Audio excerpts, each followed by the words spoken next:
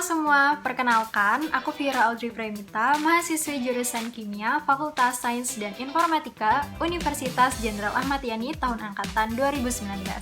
Di video kali ini, aku mau sedikit sharing sama kalian semua tentang bagaimana pembuatan butil asetat dari reaksi esterifikasi. Nah, gimana cara membuatnya? Let's move on to the video. Tapi sebelum itu kita harus tahu dulu apa prinsip percobaan dari percobaan yang akan kita lakukan. Yang pertama, ekstraksi. Berdasarkan perpindahan massa komponen zat padat ke dalam pelarut di mana perpindahan mulai terjadi pada lapisan antarmuka, kemudian berdifusi masuk dalam pelarut. Kedua, destilasi. Berdasarkan perbedaan titik didih komponen zatnya digunakan untuk memisahkan larutan ke dalam masing-masing komponennya. Sedangkan tujuan percobaannya adalah 1. Dapat memahami prinsip reaksi esterifikasi pada alkohol dan mekanisme. Yang kedua, dapat memahami teknik-teknik dalam sintesis ester dan cara mengidentifikasi suatu ester. Sebelum kita membahas lebih jauh lagi, ada beberapa dasar-dasar teori yang harus kita ketahui dulu nih. Nah, di sini kita akan membuat butil asetat. Tapi sebelum itu, butil asetat itu apa sih?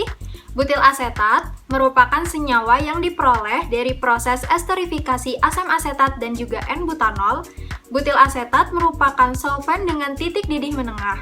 Butil asetat merupakan ester dengan rumus molekul CH3COOC4H9. Kegunaan butil asetat ini ada banyak banget. Nah, diantaranya itu ada sebagai bahan baku zat warna, sebagai bahan baku industri farmasi, sebagai bahan pengawet, dan juga sebagai esens pada makanan. Konsumsi butil asetat diperkirakan akan terus meningkat dalam beberapa tahun mendatang. Hal ini dikarenakan perkembangan industri coating dan juga plastik yang masih terus berlangsung sampai saat ini. Nah, butil asetat mempunyai rumus CH3COOC4H9. Pembuatan butil asetat ini termasuk ke dalam reaksi esterifikasi Fischer, yaitu reaksi pembentukan ester dengan cara mereflux sebuah asam karboksilat bersama sebuah alkohol dengan katalis asam. Asam yang biasanya digunakan itu adalah asam sulfat. Ester memiliki sifat fisik yang khas, yaitu memberikan aroma atau bau yang wangi. Nah, di samping sini ada reaksi persamaan esterifikasi. Dibuat dari asam karboksilat dengan rumus RCOOH ditambah alkohol dengan rumus ROH, kemudian menggunakan katalis asam yang juga dipanaskan menghasilkan suatu ester dengan rumus RCOOR dan juga H2O atau air. Nah, butil asetat sendiri dibuat dengan beberapa metode. Yang pertama, ada metode reflux. Jadi proses reflux digunakan untuk mereaksikan asam asetat dan butanol dalam reaktor. Reflux adalah metode pemanasan yang tidak mengurangi massa energi dari sistem reaktor. Nah, di bawah itu juga ada gambar dari rangkaian reflux.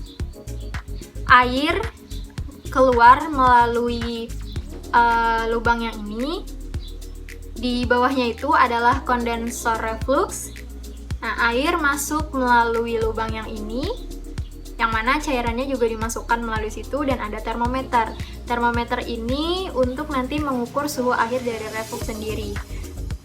Ada magnetic stirrer, water bath, dan juga hot plate. Metode yang berikutnya yaitu ada destilasi. Destilasi atau penyulingan adalah suatu metode pemisahan bahan kimia berdasarkan perbedaan kecepatan atau kemudahan menguap bahan. Prinsip destilasi yang digunakan pada percobaan ini adalah penguapan cairan dan pengembunan kembali uap tersebut pada suhu titik didih. Cairan yang diembunkan kembali disebut destilat. Tujuan destilasi adalah pemurnian zat cair pada titik didihnya dan memisahkan cairan tersebut dari zat padat yang terlarut atau dari zat cair lainnya yang mempunyai perbedaan titik didih cairan murni. Nah, ini ada gambar dari rangkaian destilasi. Metode selanjutnya digunakan juga metode ekstraksi. Ekstraksi adalah suatu proses pemisahan suatu zat berdasarkan perbedaan kelarutannya terhadap dua cairan tidak saling larut yang berbeda. Biasanya air dan yang lainnya pelarut organik. Tujuan ekstraksi adalah untuk menarik semua komponen kimia yang terdapat dalam simplisa. Ekstraksi ini didasarkan pada perpindahan massa komponen zat padat ke dalam pelarut, di mana perpindahan mulai terjadi pada lapisan antarmuka, kemudian berdifusi masuk ke dalam pelarut. Nah, ini adalah gambar dari rangkaian ekstraksi. Nah, ekstraksi yang digunakan dalam percobaan ini adalah jenis ekstraksi cair-cair. Setelah ini, kita akan melihat bagaimana proses pembuatan butil asetat.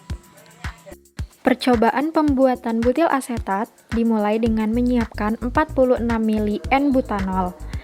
Dalam reaksi ini, N-butanol merupakan senyawa pembatas yang akan habis bereaksi, sementara asam asetat akan tersisa. Disiapkan juga 60 mili asam asetat glasial.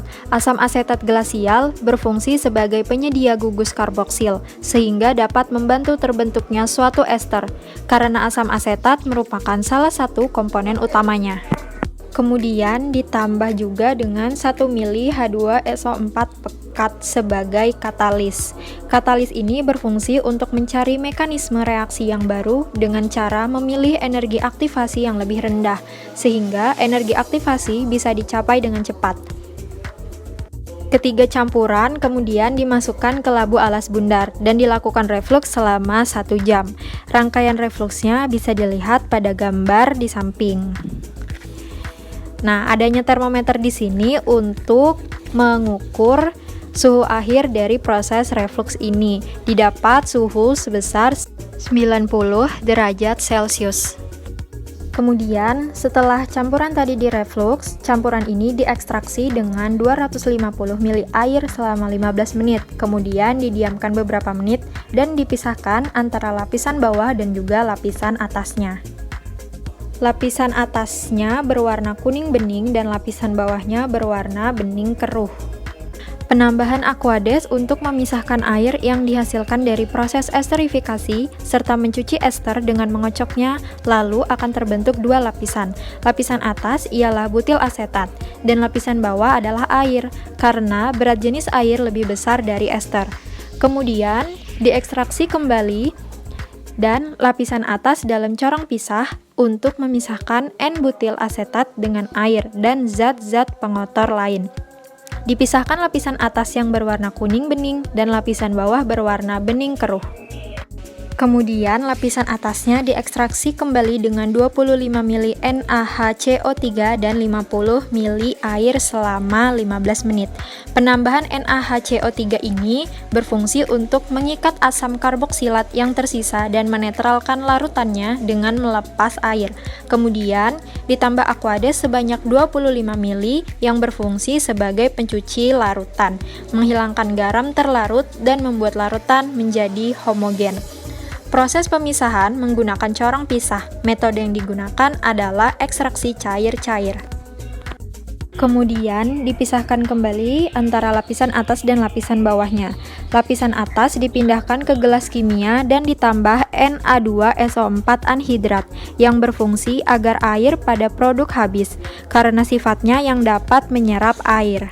Selanjutnya dilakukan penyaringan dengan kertas saring. Na2SO4 tidak larut.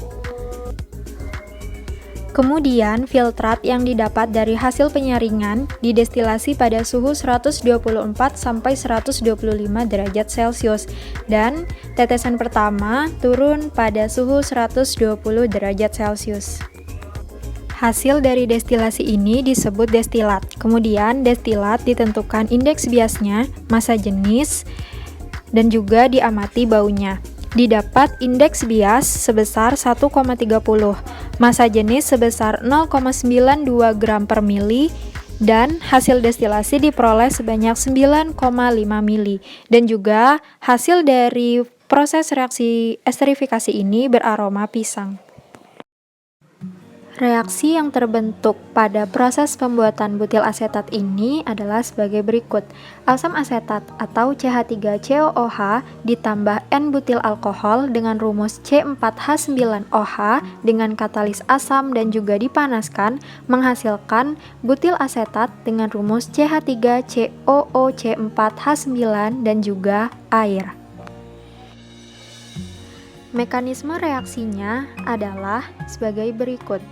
Pertama, gugus OH- akan berikatan dengan H+ sehingga membentuk H2O. Selanjutnya, CH3COO akan berikatan dengan C4H9 membentuk senyawa butil asetat. Sekian informasi yang bisa saya berikan. Terima kasih. Wassalamualaikum warahmatullahi wabarakatuh.